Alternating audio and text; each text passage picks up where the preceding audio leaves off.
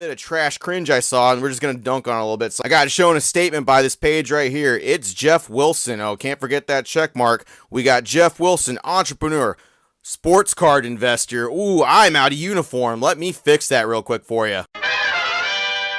Ooh, let's do this. Okay, today we're going to look at about 10 cards that I think are actually going to go up in value. Holy crap. A positive video from Sports Card Radio.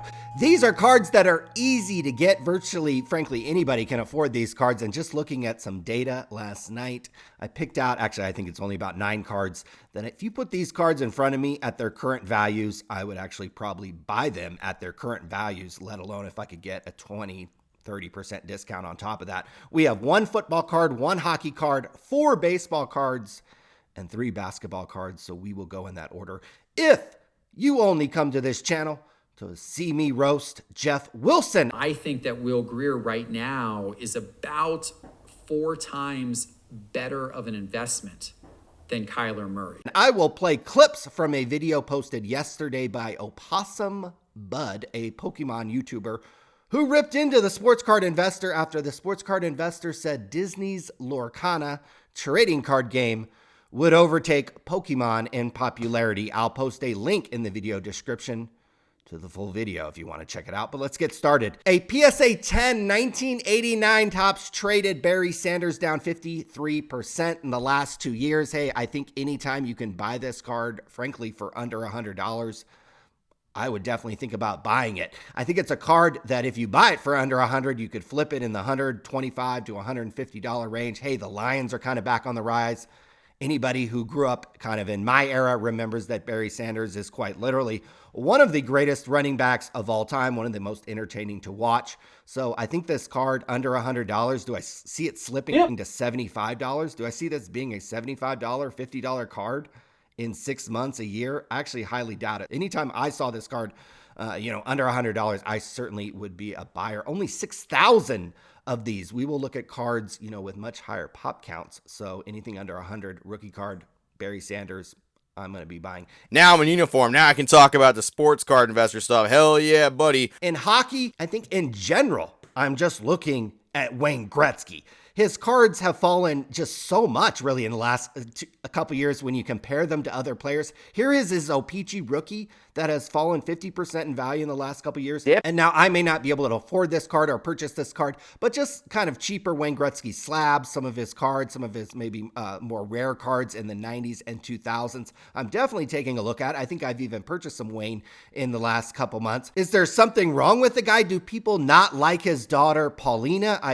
She seems pretty fine to me here. So I don't know what's going on. Again, I'm probably not going to buy a Wayne Gretzky rookie card, but I'll definitely be looking at Wayne Gretzky cards because his card prices have fallen quite a bit, even more than other iconic players and GOAT players. So definitely looking at Wayne Gretzky. And the deliberate shots for stupidity, I want to talk about it because it's really fucking cringe. Let's get into it, shall we? Sorry, Charizard. Send my apologies to Pikachu because I'm calling it now.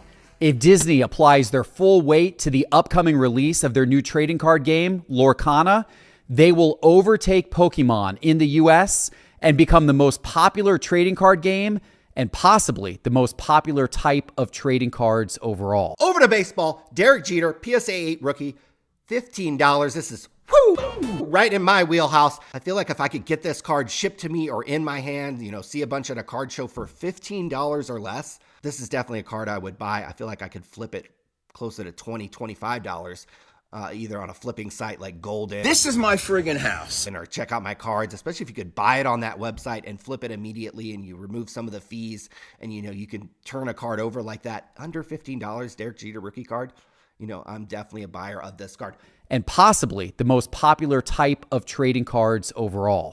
Well, that's kind of a little bit of a loaded statement, don't you think? Like, you think Disney's Lorcana coming out 2023, done by a licensee of Disney, you think that's going to overtake Pokemon that's been around since 1996? Bo Jackson, PSA 9, 1990 score. This is a $30 card. I definitely feel like this card probably creeps back up to maybe in the $50 range. Only 6,000 of these available.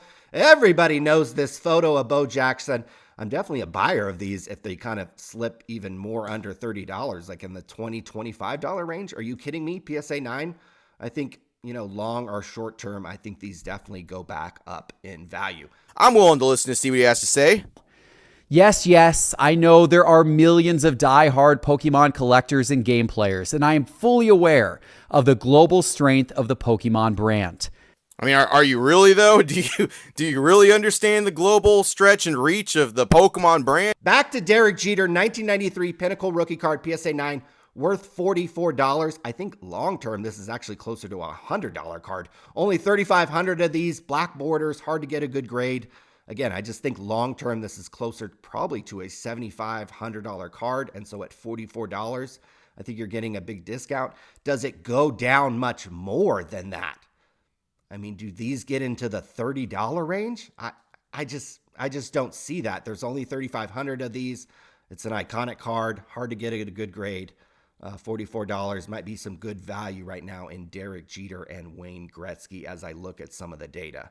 I don't know. We'll see. Maybe I'm just jumping the gun real quick. Maybe know something. But let's be honest. Isn't our relationship with Pokemon here in the U.S. a little strange?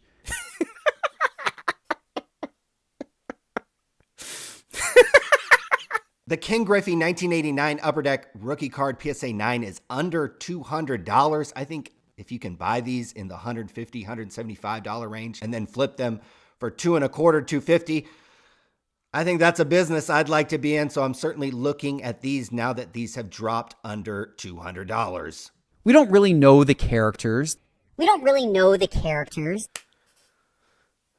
We don't really know the characters. We don't really know the characters of Pokemon. Yes, many of us who are diehard fans of Pokemon don't know the characters in Pokemon. Motherfucker. 3 basketball cards to look at. No, not Luka Doncic, not Trae Young, not Zion Williamson. Here is a 1996 SP Kobe Bryant rookie card, PSA 9, sitting around $50. These are hard to get in good condition because the blue borders that kind of chip. If these dip any further past $50, frankly, I'd be a little surprised. I mean, do these get down into the 40s and the 30s? I highly doubt it. Long term, again, similar to the 1993 Derek Jeter, I think this is closer to a $100 card in PSA 9 condition. So if you can pick this up for sub $50 now, I think there's, first of all, some flipping opportunities there. I think you can flip it for $70 or maybe even, into the 60s. So good value, I think, with Kobe, Wayne Gretzky. Now in Japan, it's a totally different story. But here in the US, Pokemon fans have a pretty limited number of ways to really enjoy the brand. That's the stupidest thing I've ever heard. Here's another Kobe Bryant card, again, that I just think is a good value. Second year card, PSA 9, 1997 tops, less than $20. I think these, again, an easy flip for $25, $30. If you can buy it on ComC for $20, flip it for $25, $30, buy it on a golden auction for $20, and then flip it on their marketplace for $30, and there's no fees on that. I just think there's upside with this card, probably closer to $50. And gosh, if I was sitting at a card show or if somebody showed me a bunch of these for $15 each, $20 each, I probably pulled the trigger on these. It reeks of me like he's just got money behind this. He's got a good little bit of money pushed into this, and he's wanting to see a fat old fucking return on Lorcara. It's just, I don't know. It's just, I don't know. Last card, more of a modern card, 2019 Prism LeBron James PSA 10, only $20. There are 13,000 of these already in existence, so that is a big number. That's like twice as many as most of the cards we looked at today. But you can get them for less than, if you could get these for around $20 or less, again, I think it's an easy flip in the $30 range, especially on the websites that I like to flip cards on, because in this kind of $15 to $30, $20 to $40 range, and again, PSA 10, LeBron James, yes, there are a ton of them, but I think long-term, this is probably more of a $40 to $50 card, as long as maybe 13,000 of them don't pop up over on PSA. But hey, guys, that's all I got for you today. We will see you probably in a couple days on our live stream on Thursday. So join us for that. And until next time, we'll see you later on Sports Card Radio. Yep.